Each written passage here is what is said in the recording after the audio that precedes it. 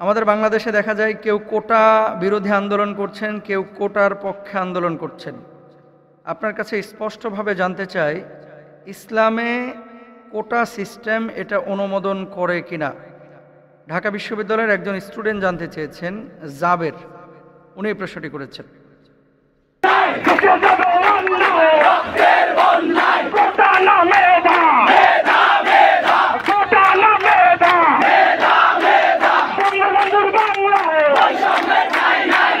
আচ্ছা, নির্বাচিত প্রশ্নগুলোর মধ্যে এটা একটি গুরুত্বপূর্ণ প্রশ্ন যে ইসলামে কোটা অনুমোদন করে কিনা।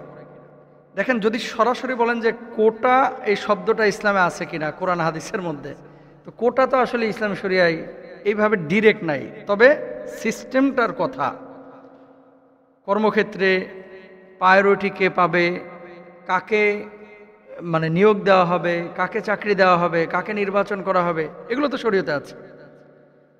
একটা মূলনীতি আপনাদেরকে মনে রাখতে হবে।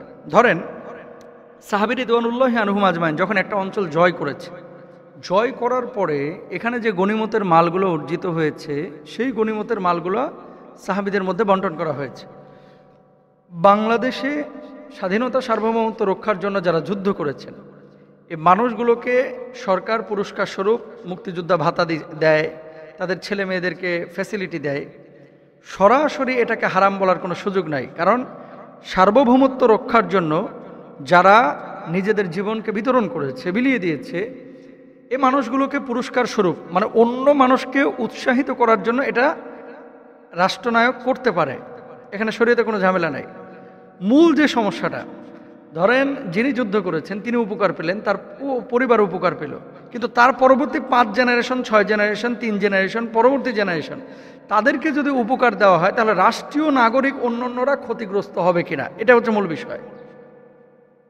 এজন্য কেউ আন্দোলন করতেছে পক্ষে, কেউ আন্দোলন করতেছে বিপক্ষে, তাই না? যে নাতিপুতি এরা এই অধিকার পাবে কিনা।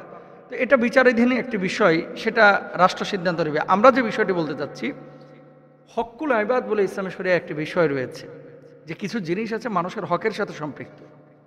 ধরেন, একটা ছেলে অনার্স মাস্টার্সের সময় এই 5 বছর 6 বছর মোটো পড়াশোনা করলো না, খালি ঘোরাফেরা করলো, কিন্তু বাপ ছিল একটা কর্মকর্তা, বাপ ছিলেন একজন যোদ্ধা, মোটেও পড়াশোনা করে নাই, টাইনিয়া টুনিয়া কোনোভাবে পাশ করছে।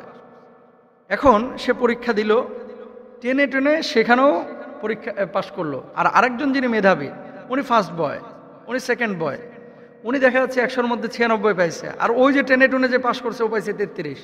তাহলে কি, কোটার আলোকে এই ছেলেটা যে 33 পেয়েছে, ওই 96 পাওয়া ছেলেকে টপকে গিয়ে সে চাকরি নিচ্ছে। তাহলে কি হচ্ছে, মেধাটা নষ্ট হচ্ছে, মেধার মূল্যায়নটা নষ্ট হচ্ছে, তাই না? তো ক্ষেত্র বিশেষে এই সমস্ত জায়গা, যেই জায়গাগুলোতে অযোগ্য লোককে নিয়োগ দিলে রাষ্ট্র হুমকির মধ্যে পড়বে, দিন হুমকির মধ্যে পড়বে, পুরো সোসাইটি হুমকির মধ্যে পড়বে, এই সমস্ত জায়গাগুলোতে এগুলো বিবেচনা করা উচিত। এবং ইসলাম এগুলোকে নিরুৎসাহিত করে, এটাকে অনুমোদন করে না। ইসলাম কি বলছে, যেই মানুষের যেই যোগ্যতা তাকে সে অনুপাতে মূল্যায়ন করতে বলা হয়েছে। ধরেন, একজন কোরআন তেলাওয়াত একেবারে মিশরি কারীদের মতো পারে, সৌদি আরবের কারীদের মতো পারে, আর আরেকজন কোরআন তেলাওয়াত করে কিভাবে, চাঁদপুর, কুমিল্লা, রাজশাহী, নোয়াখালী, কুড়িগ্রাম, এই গ্রাম অঞ্চলে একজন মুরব্বীর মতো ভাঙাচুরা পড়া, ঠিক মতো পড়তেই পারে না, তেলাওয়াত করতে পারে না। তা আপনাকে যখন ইমামতির ইন্টারভিউ নেবেন, নিশ্চয়ই ওই গ্রাম্য লোককে নেবেন না, নেবেন যিনি মিশরের মতো তেলাওয়াত পড়ে, যিনি আপনার ইয়ার মতো তেলাওয়াত করতে পারে, সৌদি আরবের হাফেজদের মতো তেলাওয়াত করতে পারে। আপনি তো তাদেরকে মূল্যায়ন করবেন, এটাই হচ্ছে স্বাভাবিক।